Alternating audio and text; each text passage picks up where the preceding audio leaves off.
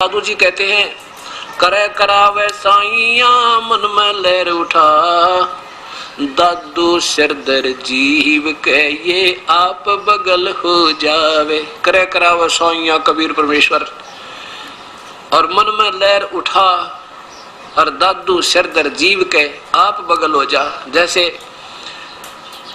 पांडवों की यज्ञ में सुदर्शन जी को तो लहर उठा कर निकाल दिया, वो तो निकल गया, वहां नहीं पाया झोपड़ी में। जो श्री कृष्ण जी और पांचों पांडव आमंत्रित करने दोबारा गए और उनका रूप बनाकर सुदर्शन का बैठ के झोपड़ी में वही कबीर परमेश्वर, और जाकर उनका काम बना दिया। वो तो सोच रहे हैं सुदर्शन जी ने हमारी यज्ञ पूर्ण कर दी, क्योंकि ये सामने नहीं अपने आप महिमा नहीं चाहते, अपनी प्यारी आत्मा की महिमा बनाते हैं ताकि आने वाले लोगों के मेरी भक्ति में श्रद्धा और बढ़ जा। तो इसलिए कहते हैं, करे करावे साइया मन में लहर उठा, और दादू सिरधर जीव के, इस जीव के को हो श्री कृष्ण ने साड़ी बढ़ा दी, हो सुदर्शन ने शंख बजा दिया, और आप बगल हो जा, आप दूर हो जाता, पता भी नहीं लगने देता ये कहानी कैसे किस टाइम कर गए। तो इन बातों से आपने समझना। फिर क्या होता है, एक नरसी नाम के भक्त थे, वो पहले बड़े कंजूस थे और 56 करोड़ की संपत्ति उनके पास थी। केवल एक लड़की थी और उसकी भी शादी कर चुके थे, और फिर भी वो कंजूस हुआ बैठा, चिचड़ हुआ बैठा, चिपक रहा उस माया के। और परमात्मा ने सोची, देखिए प्यारी आत्मा, ना इसके पास कोई लड़का और 56 करोड़ की संपत्ति, आज से काफी समय पहले आता अरबों खरबों की संपत्ति समझो, और नादान आत्मा चौनी दान नहीं करता, यो गधा बनेगा भूत इस माया के चिपट के। उसके लिए उस परमेश्वर ने ना जाने के किस प्रकार से प्यारी आत्मा से वो माया का जाल छुटवाया। कैसे, नरसी बहुत कंजूस आदमी हो गया था और उसकी हुंडी चला करती। हुंडी क्या होती है, जैसे ड्राफ्ट बनाए जाते हैं आजकल, बैंक ड्राफ्ट बनाते हैं कि एक कागज पे लिख देते हैं पैसे जमा करवा के कि हमने इसके इतने पैसे जमा हो गए और किसी बैंक में दे दो, वहां से आपको पैसे मिल जाएंगे। पहले हुंडी हुआ करती थी, इनको हुंडी कहते थे। वो उसमें कुछ एक शहरों में एक आध व्यक्ति को गवर्नमेंट नॉमिनेट कर देती थी, उसकी संपत्ति का हिसाब लगा के कि इतने रुपए तक का ड्राफ्ट बना सकता है और हुंडी दे सकता है। वो फिर आपस में 6 महीने में आदान प्रदान वर्ष में एक दूसरे के साथ वो सेठ लोग कर लिया करते थे, इनको हुंडी कहते थे। अब नरसी जी बहुत कंजूस हो गया था और उसकी हुंडी चला करती थी। पैसे 56 करोड़ उसके पास, रुपये 56 करोड़ रुपए की संपत्ति। अब क्या होता है, एक दिन उसकी पत्नी ने कहा कि आप गंगा स्नान करवा के लाओ हमें। सेठ कहने लगा, क्यों पैसे बर्बाद कराए, यही नहा ले, क्या करेगी, क्या रखा है, इतनी दूर जाओगी, ये है वो। उन्हें सोचा भी 10-20 रुपए खराब होंगे, और जैसे बह का रखा किसी को भी गंगा पर जाओ वहां दान जरूर करे। तो बोली आत्मा ऐसे चल पड़ी, ज्यादा कहने से तो वो चल पड़ा, भी चल दिया, दुखी करेगी, रोजाना सिर में दर्द रखेगी, चल घूम आते। चल पड़े, गंगा में जाके स्नान करने लगे। इतने में वो कुपूर्ण परमात्मा, क्योंकि वो श्री कृष्ण के पुजारी थे तो बाद में श्री कृष्ण की महिमा गाई गई। कोई बात नहीं, आप इसको सुनते रहना, फिर आपको समझ में आ जाओगी कौन थे वो भगवान जो सबके दुख दूर करने वाले। वो पूर्ण परमात्मा आके, पहले तो हम भी आपको समझाने के लिए शुरू में श्री कृष्ण कहा करते थे, श्री कृष्ण आगे, लेकिन उस समय आपकी बुद्धि और ये शास्त्र नहीं दिखा पा रहा था, इसलिए सोचा करता कि बिल्कुल भी ना सुनेंगे मेरी एक बात को। अब आपके सामने प्रमाण शास्त्र आ गया, अब सारी समझ में आओगी आपके, मैं जो बात बताऊंगा वो सही सच समझ में आ जाएगी। तो पूर्ण परमात्मा वो उत्तम पुरुष तो अन्य परम अक्षर पुरुष सतपुरुष अकाल मूर्त आए, एक ब्राह्मण रूप बना के कहने लगे, सेठ जी कुछ दान करो, गंगा स्नान करने आए हो तो दान किया करते हैं, क्योंकि जैसी वो परंपरा उन्हें बना रखी थी उसी को आधार लेकर के। सेठ बोला, मेरे पास पैसे थोड़े हैं पंडित जी, किसी और पे ले जा, आप जाओ। परमात्मा कहने लगे, भाई देखो वैसे नहाने का क्या फायदा, कुछ दान किया करो, ये पानी तो वही ना नहा लेते आप। उसकी पत्नी कहने लगी, कर दे दो 1-2 रुपया दान, ब्राह्मणता ही।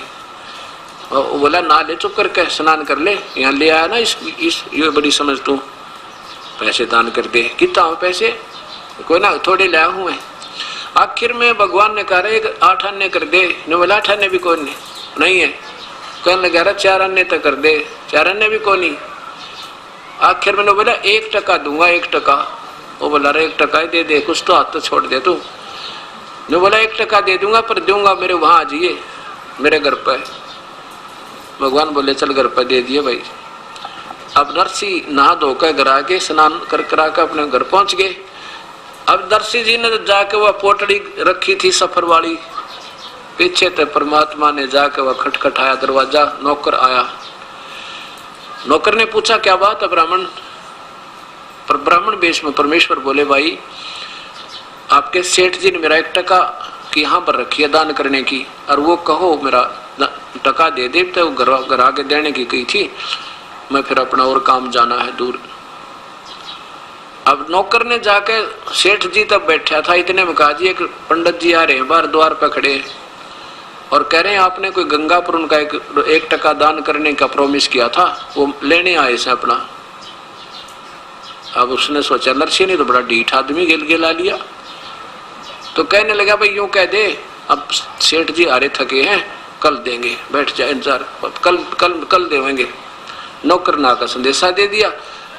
परमात्मा बोले भाई कोई बात ना, कल दे देंगे, विश्राम कर लेते हैं, बार बार के आ जाओ तो लेके जाऊंगा। उसी के बाग था एक उस कोठी के बाहर, उसमें बाग के नीचे परमात्मा ब्राह्मण रूप में अल्लाह के बिछा के चादर लेट गए। सुबह उठते फिर खटखटा दिया दरवाजा। दरवाजा खटखटा भी कहो सेठ जी ने मेरे और टका दे दे। नौकर गया, सेठ जी वो ब्राह्मण खड़ा द्वार पे अपना दान दक्षिणा मांगे। सेठ ने सोचा बड़ा ढीठ आदमी तो गया भी को नहीं। अब सेठ ने सोचा आज ही 1 टके की इज्जत लगा रहा है, कल न मन माने 100 रुपये की लागे बैठ जाए तो इसको तो रास्ता पा गया। फिर ये अब किसना भी काम कर दो इसका न आगे फिर से दुखी करेगा। यो कहने लगा यूं कह दे।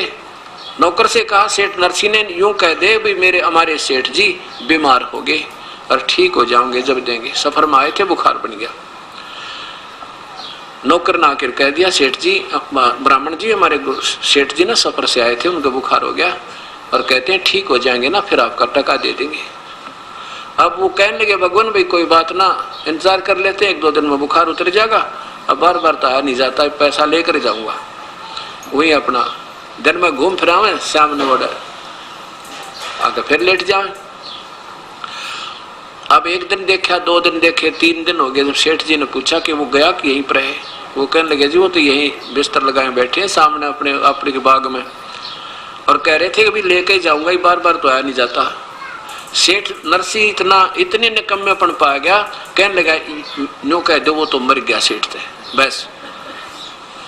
अब नौकर ने जाकर कह दिया ब्राह्मण हमारे सेठ जी का तो स्वर्गवास हो गया, और भाई बड़ी दुख दर्द बात हुई है, तो बीमार हो गए बेचारे, गंगा स्नान करके आए थे। भगवान बोले भाई कोई बात नहीं, तो मरना जीना तो लग रहा है, चलिए मृत्यु तो होगी पर तो अंतिम संस्कार करा के जाऊंगा, यूं तक जहाज। तो नौकर ने आके कहा सेठ जी वो तो ये कह रहे हैं, ऐसे कहा भी अंतिम संस्कार करा के जाएंगे, बात तो बहुत बुरी बनी है। चलो तो ऐसे तो क्या जाता है। सेठ जी बोला तो ढीठ आदमी है भाई, ऐसे करो तुम लकड़ियां ढोने शुरू कर दो, शायद उसका समझ में आ जाए वास्तव में मर गया तो ना लकड़ी क्यों सेठ गांव का मर जा, शहर का तो दुनिया इकट्ठी हो जाए, सब न बेरा हो। वो 4 आदमी लकड़ी ढोए उसके नौकर, और लकड़ी डोली जब ने बोला गया कि यहीं पर है जी, वो तो एक लकड़ी उठा रहा है साथ में और शमशान घाट की तरफ जाने लग रहा है। तो कहने लगा भाई मेरी तुमने करो एक अर्थी तैयार करो, जनाजा बना लो नकली। अब सेठ जी को लौटा लिया, उन 4 उठा लिया नौकरों ने और सब चिता के ऊपर रख दिया। चिता के ऊपर जब रख दिया तो परमात्मा डाल कर लकड़ी न जो ले रहे थे कंधे पे, और कहने लगे निकम्मे सेठ जी तो भी वह पक्का उस्ताद निकला। अब देख 1 टके में जान देने को जा रहा है, भाई हमने माफ कर दिया तेरा दान, हम लेते नहीं। सेठ बोला पक्की बात है, कहाँ पक्की बात है, अगजात है, आप जा रहे हैं भाई। भगवान चल पड़े और सेठ ने वो सारी लकड़ी वापस ठुआई, चलो सारी ठा के ले चलो उठाओ। और बची खुची जो थी ना छोटी मोटी बच जाकर उन आप धोती गए उसमें कपड़े में डाल के, और सारियां की नो गठड़ी बांध दिया हुआ, वो भी वापस पहुंचा दी। अब अगले दिन उसने सोचा चलो वो तो गया ब्राह्मण था, नेक्स्ट डे अगले दिन आकाश तो दूर तक घूम फिर के आऊंगा, तो 2-3 दिन जंगल पानी भी घर में जाना पड़ा, दूर दूर तक घूमने निकल गया सैर सपाटा करने के लिए। उधर से परमात्मा आगे नरसिंह रूप बनाकर, वो एक पूर्ण ब्रह्म, और नौकरों से बोले भाई एक काम करियो, कोई नकम्मी आत्मा है ना, कल कई दिन का तंग कर रहा ब्राह्मण मुझे, आज वो मेरा रूप बना कर ना आ जा, कभी उसको अंदर मत पड़ने देना, वो हो सके मेरा भी रूप बना कर आ जा, और तो इसकी चाल चली नहीं, और आजा तो उसने कह दिया चला जा, ना मानो उसका 2 ठोक दियो। अब सेठ जी का रूप बना के परमात्मा अंदर प्रवेश कर गए। अब सेठ जी आया 2-आध घंटे पीछे खूब सैर सपट्टे करके, अब तो द्वार पर खड़ा था, नौकर कहने लगा भाई वहीं खड़ा हो जाना, सेठ दे रुपये तो बहु रुपया है, हमारे सेठ जी को बहुत परेशान कर लिया तूने। आप देखा ना वो सच्ची कह रहे थे हमारे सेठ जी के मेरा रूप बना कर आएगा, तो वो एक काम कर दिया। और वो सेठ क्यों रुका, नौकर के कहने तो बिल्कुल सामने आ गया, तो वो नौकर कहते हैं तुझे सुना नहीं, लठ ठाया, तो वो कहता अरे फलाना मल दकड़ा मल क्या कर रहा है तू, मैं वो हूँ सेठ हूँ नरसी है, तू क्या बात कर रहा है मेरे तय ने। बोला हमारे भगवान हमारे सेठ तो अंदर पहुंच चुके हैं, और उन्होंने हमें कह दिया है कि वो आज मेरा रूप बना कर आ जा, मनमाना कभी तो उसका 2 ठोक दियो, और हमारे सेठ तो अंदर है भाई, तू चला जा, ये आदेश गलत हो रहे हैं ना, तो हम तेरे देंगे मार, तो पिट जाएगा, चला जा यहाँ से। तो वो कहता है कैसे बात कर रहा है मेरी, तुम नकम्यो, मैं तुम्हारा सेठ हूँ फलाना हूँ, और तुमने नौकरी तो निकाल दूंगा, नू ला गया करण, उसका ठाकर लठर वो लगा ना मारने, भाग लिया सेठ से। तो भाई सचमुच कोई बात गड़बड़ में है, जब इतनी समर्थ इतनी शक्ति से पेश आ रहे हैं तो जरूर उस बेरुपये ने पहले आकर काबू कर लिया, बहु रुपया ने, और ये तो मेरी सारी संपत्ति हड़प करेगा। अब सेठ कहाँ पहुंचा, थाने में पहुंचा, थाने में तो फिर रिपोर्ट की, वो पहुंचा कहाँ, कोर्ट में। कोर्ट ने उसी दिन एकदम एक्शन ले लिया, वो उसकी बही जब्त कर ली, बही निकाल लाए वे, कहीं बहियों में कोई फेर बदल ना कर दे, को पढ़ा ना ले, डुप्लीकेट नकली नरसियत है। अगले दिन पेशी लगी, दोनों खड़े कर दिए कोर्ट में, भगवान भी और नरसी भी, और दोनों की शक्ल मिले। अब पहले कोर्ट ने उस असली की गवाही मांगी कि तू इस बही में बता दे क्या क्या लिखा है। उसने बता दिया कि मैंने एक लड़की का ब्याह किया था, उसमें इतने बातियां आए थे, इतने फलाने आए थे, इतना दान किया था, वो सारा रिकॉर्ड करा करते पहले ब्याह का। और एक मकान बना था, उसमें इतने कड़ी आई थी, इतना सतीर आए थे, इतने जंगले झांकी थी, वो लिख रहा था। वो 2-4 बात बता के चुप हो गया जी, और तो मुझे ज्ञान नहीं। बोला भाई ठीक सा था। फिर नकली भगवान, नकली नरसिंह बुला जो भगवान था, वो कहने लगा भाई बता, इसमें कोई बही में ऐसा लेख बता जिसे प्रमाणित कर सके तू असली है। तो भगवान बोला खोल, इसने कीते थे, कौन सा पृष्ठ खोल ले। उसने पृष्ठ खोल लिया, लाग गए परमात्मा पढ़ने, उल्टी सुल्टी सारी सुना दी। अब वो नकली था असली सिद्ध करना पड़ा कोर्ट ने, और असली को नकली सिद्ध करके कह दिया भाग जा तू यहाँ से, निकम्मे, सेठ तंग कर दिया तने। अब सेठ नरसी बैठ गया जंगल में जाके, और न्यू कहे भगवान ये मेरा कौन से जन्म का दुश्मन था, इसने सारी ये संपत्ति हड़प कर ली मेरी, बताइए के बनी मेरी गेलियां। उधर से वो परमात्मा फिर आ जाते हैं, वो नरसी नकली बन के, वही ब्राह्मण रूप बना के वहां खड़े हो गया, आके कहने लगे नरसी अब बता बेटा यह संपत्ति तेरी है या मेरी। नरसी बोला कि बेईमान थी तो मेरी, पर मेरी पार नहीं बसाती। भगवान बोला कि यह तेरी पहले भी ना थी, नादान तेरा भूल लग रही थी, यह पहले भी मेरी ही थी और आज भी मेरी ही है। तू तो सूखा बन जा रहा था, तेरे पे खर्चे भी ना गए, 2 पैसे दान भी ना दिए गए, गधा बनेगा निकम्मे। तो सर्प की जो नीम जागा इस माया ने जोड़े जोड़ के, और एक शर्त पर तुझे दे सकता हूं, अगर यदि तो इसने सारी न बांट दे, धर्म भंडारे में लगा दे, तो नहीं दुनिया का खून चूस चूस के ये ब्याज बट्टा ले लेके और ये जहर इकट्ठा कर लिया, तेरे कीड़े पड़ के मरेगा, तो देख ऐसी दुर्गति हो जाएगी तेरी, और कुत्ता बनेगा तेरे खाज लगेगी दुनिया का, यूं तो नरक डाल कर दिया इकट्ठा। तेरे पास रहना नहीं निकम्मे, ना तेरा संतान लड़की थी उसकी शादी कर दी, बता तू करेगा क्या इसका। तब उसका सारी बात समझ में आ गई, परमात्मा जैसे आप कहोगे गुरुजी ऐसे कर लूंगा।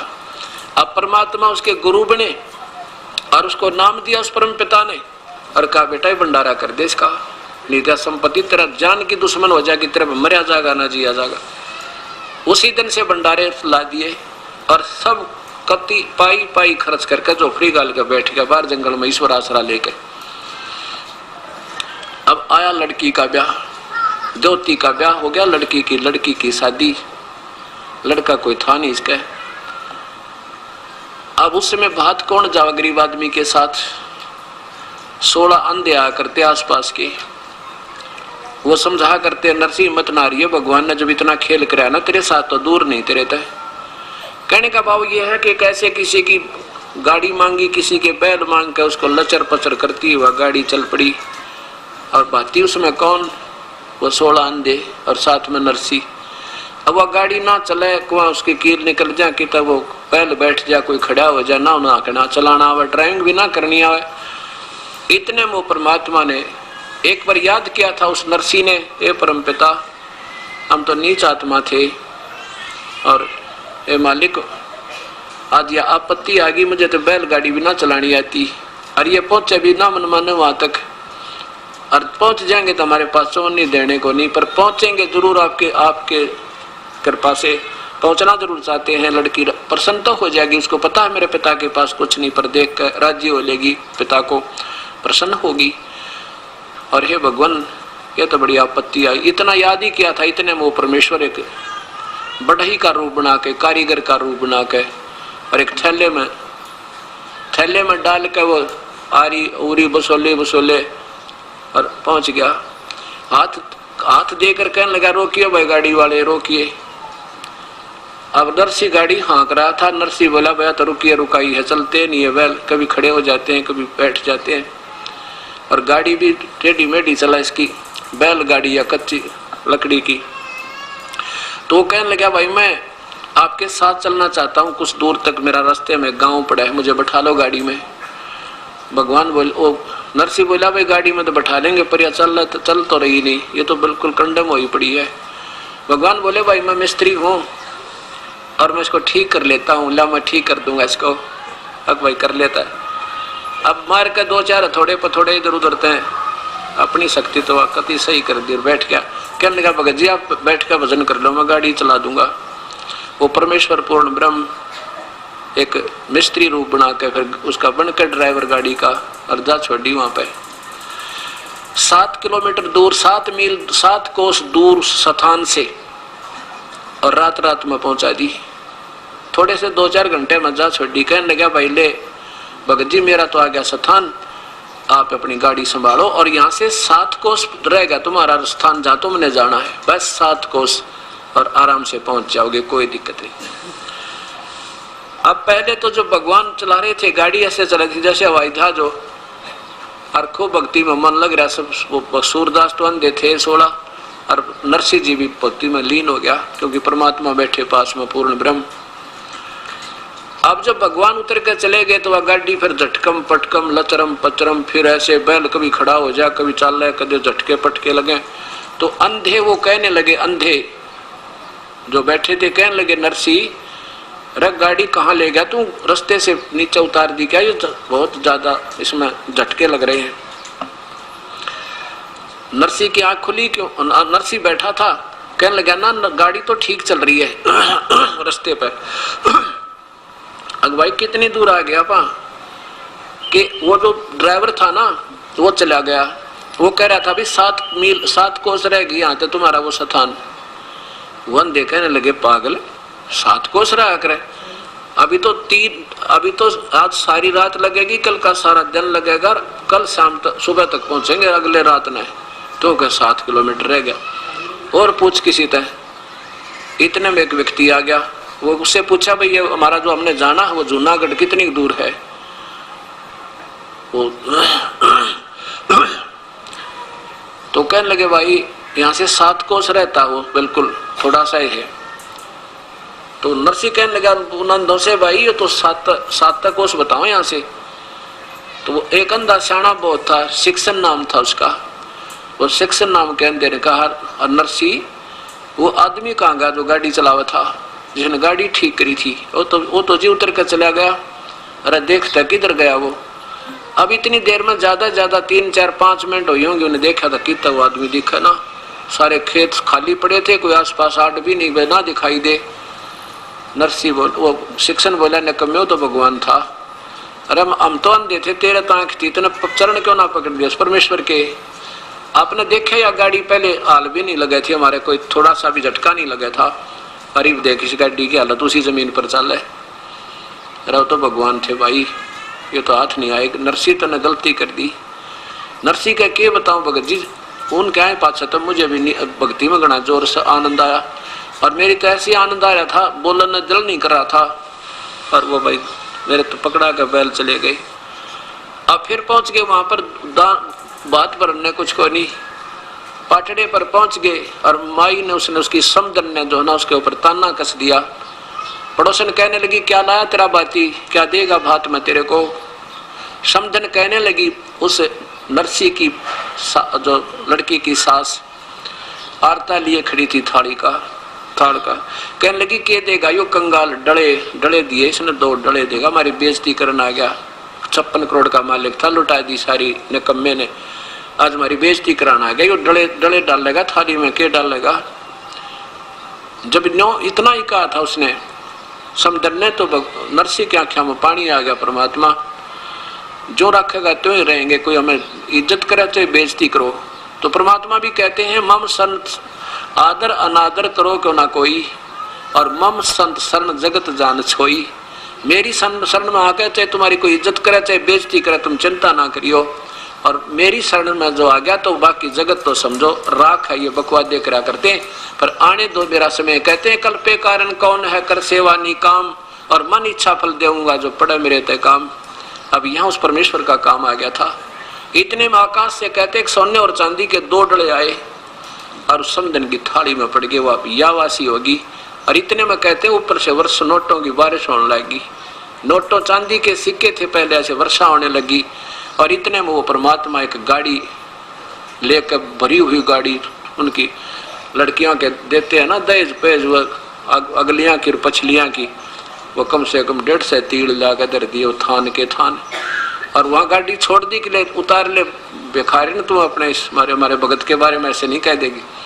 और इतना कह के समेत गाड़ी और बैल छोड़ कर वो अंतर ध्यान हो गए, परम पिता दिखाई नहीं दिए। बोलो सतगुरुदेव की जय। अब नरसी पुजारी श्री कृष्ण का था, वो ने सोचा श्री कृष्ण कर रहे हैं, कहते करे करा वैसा ये मन में लहर उठा। और दादू शरदर जीव का वो आप बगल हो जा, ये बड़ाई नहीं की करवा देता श्री कृष्ण राम आदि की, और करता स्वयं। फिर क्या होता है कि एक दिन नरसी जब बैठा था अपनी कुटिया में, झोपड़ी में, 4 साधु संत द्वारका जाने के लिए भगवान के उस द्वारका को देखने की इच्छा करके आगे। और पहले नरसी के वो ड्राफ्ट चला करते थे, हुंडी चला करती थी। अब वो पहले भी 1-2 बार हुंडी बनवा कर गए थे। अब गांव में जाकर नगर में पता किया भी नरसी जी कहाँ हैं। वो गांव वाले ने बताया कि वो तो भाई बाहर बैठे हैं। क्या काम है कि एक हुंडी बनवानी थी। गांव वालों ने मजाक कर दिया, कहने लगा भाई वो नरसी बकवाद करता है, अब वो जल्दी सी हुंडी नहीं बनाता, उसको वो कहेगा मैं कंगाल हो गया हूँ, मजाक करता आजकल वो। और ज्यादा जोर दोगे ना जो बनाओगा ना तो बनाता नहीं। कहाँ है कि वो बाहर झोपड़ी में बैठा है, वहां चला गया। चारों के चारों वो भक्त आत्मा जो तीर्थ यात्रा पर आए हुए थे, उन्हें सोचिए 500 रुपये हमारे पास है, रास्ते में कोई छीन ना लेवे, हुंडी बनवा ले, चलते हैं द्वारका में, किसी सेठ से ले लेंगे। अब नरसी के पास गए, नरसी से वो 500 रुपये रख दिए और कहा सेठ जी हमारी हुंडी बना दे। नरसी कहने लगा महात्मा जी मैं सेठ नहीं रहा, मेरी हुंडी चलती नहीं, वो कैंसिल होगी गवर्नमेंट की तरफ से, मेरे पास पैसा नहीं है अब। तो चारों महात्मा कहने लगे वे बिल्कुल ठीक कहते, गांव वाले तो बकवाद करने लग गए हैं, तेने शर्म नहीं आती महात्माओं के साथ ऐसा व्यवहार करता है, तुझे पाप लगेगा, हम पैसे दे रहे हैं कोई मुफ्त हो रहे बना रहे तेरे से। अब नरसी ने सोचा भी ये मानना नहीं, और संत से ना जाने इनकी आत्मा दुखी होगी, बताए क्या करूं। गांव वाले ने इनके साथ उनको बहका दिया, मजाक कर दिया। उसी समय साक्षी रख के अपने परमेश्वर को, क्योंकि वो श्री कृष्ण के पुजारी थे, सांवल साहा, सांवला सेठ, सांवल यानी सांवरिया, भगवान श्री कृष्ण के नाम सांवल शाह लिख के कि भगवान श्री कृष्ण के नाम में अपने एक हुंडी लिखता हूं, ये दास की हुंडी स्वीकार हो, इनको भुगतान किया जावे, आपकी अमानत मेरे पास है। 500 रुपये ले लिए और वो कागज बना के दे दिया, अब ले जाओ सेठ महात्मा जी। वो चल पड़े। पीछे से सेठ ने क्या किया, उन 500 रुपये का एक भंडारे का सामान, घी, चावल, खीर, दूध दाद बनाकर और भंडारा कर दिया। 500 की रोटी खिला दी। अब 500 रुपये बहुत होते थे, 50,000 के करीब हो जाए आजकल के, पूरा भंडारा कर दिया। अब वो चारों महात्मा पहुंच गए कहाँ, द्वारका में। वहां जाकर पूछा भाई कोई सावड़ नाम का सेठ है। वो सेठ जिसकी हुंडी चला करती उसके पास गए, वे एक सेठ हुंडी उसकी चलती, उससे पूछ लो। उसने देखा, कहने लगे ये तो नरसी की बनाई हुंडी है क्या, ये नहीं चलती इसकी, अब ये तो कंगाल हो गया, दुनिया को ठगने लग गया, अब झूठी हुंडी बना के, ये तो दिवाला निकल गया इसका। तो सारी द्वारका में पूछ लिया, सावड़ नाम का कोई सेठ हो, कोई नहीं पाया। और सब मजाक करने हो, नरसी तो ठगन लग गया दुनिया को, अब उसकी हुंडी नहीं चलती, उसका ड्राफ्ट नहीं चलता। अब चारों महात्मा जाके एकांत में बैठ के नगर तबार भाई के ने बता, वो तो मना करे था बेचारा, हमने सिर में दर्द कर दिया, उसके गले पीछे पड़ गए, किसी के कहने सुनता है। उनको ये भी विश्वास था कि वो नेक आत्मा है, हमारे पैसे जो के तो पाऊंगे, पर ये तो हम दिक्कत होगी यहाँ पे। इतना सोच ही रहे थे कि उधर नरसिंह जी की दिव्य दृष्टि काम करने लगी, परम पिता की दया से। उसने देखा कि परमात्मा ने आके उनको महाराज संतों को पैसे दिए क्या नहीं दिए, देखा तो उनको पैसे नहीं मिले और मायूस हुए बैठे। अपनी पत्नी से कहा नरसिंह जी ने कि तूने जो सामान लाए थे हम 500 रुपए का, वो सारा वितरित हो गया या कुछ बकाया है? लगी जी थोड़ा सा आटा बचा है, ऐसा होगा तो 2-4 रोटियां बन जा। और वो कौन सा बचा, वो पलोथन का। पलोथन क्या होता था, पहले रोटी बनाने के लिए बनाते थे गोल गोल सी लोई, और उसको सूखे आटे में लगा लगा के रोटी बनाती थे। अब काफी भंडारा हुआ था, उसमें थोड़ा सा आटा बच गया, जिसमें 4 रोटियां बन गया। वो कहने लगे जी वो पलोथन यानी थोड़ा सा आटा बचा है 4 रोटियों के का, और तो सारा भंडारा लगा दिया। तो उसने कहा नरसिंह ने 4 रोटी बना, यह तो आट लाग रही थी अभी तक, इसलिए भगवान प्रकट नहीं हो पा रहे थे। 4 रोटियां का आटे की रोटी बनाकर वही परमात्मा वहां एक रास्ते चलते का रूप बनाकर आके कहा भगवाई राह चलता हूं, मुझे भूख लगी है। होए होए, वो परमेश्वर स्वयं आके और उसी समय कहा जा भाई भगत जी बैठो, हो बड़े ले रोटी ताजी ताजी बना रखी है। 4 रोटी खाकर परमात्मा वहां प्रकट हो गए और जाके कहा कि आ जाओ भाई, कैसे बैठे हो महात्मा? आके बैठे हैं भाई सेठ जी, हम तक इतना जोगे नहीं रहे। ऐसे ऐसे नरसी की हुंडियां चलती नहीं, हमारी उन्होंने हुंडी बना दी, पर उसका दोष नहीं बेचारे का, हमने ज्यादती कर दी उसका। और या कोई सेठ नहीं सावड़ नाम का, तो परमात्मा कहने लगे भाई किसने कहा तुम्हारे को वो सेठ नहीं सावल? मैं सेठ हूँ सावल, आ जा मेरी दुकान पर, चल तुम्हें दूंगा वो 500 रुपये रहे या हुंडी, बिल्कुल सही चला इसकी दवाई, कौन मना करा था? लेकर वो कागज और उस बाजार में चौपट, उस बाजार में द्वारका के में जो चारों तरफ बढ़िया की दुकान थी, कहने लगे बिछाओ चादर यहाँ पे। उस चौराहे पर चादर बिछवा के ऐसे पटके, 1 चांदी के खुड़के दूर थे, 2, 3, 4 सुना का उन सब ने, और सबका ध्यान अट्रैक्ट हुआ है, ये क्या होने लग रहा है। 500 रुपए नए कते जैसे आज बनकर आए हो, 500 नोट चांदी के पटक दिए और कह दिया भाई मैं सावड़ सेठ हूँ, और कह देना उस नरसी को उसका दास हाजिर खड़ा पाओगा, चाहे लाख हुंडी दे दे। बोलो सतगुरुदेव। तो ऐसे परमात्मा, वो पूर्ण परमात्मा आकर ये सब काम करता। ठीक है, चाहे हम श्री कृष्ण पर सेरा बांधे, चाहे श्री राम पर बांधे, ये गीता और वेद प्रमाण देते हैं वो परम पिता पूर्ण ब्रह्म है, जो सबके काम सारने वाला और सारे दुखों का निवारण करने वाला। बोलो सतगुरुदेव की जय।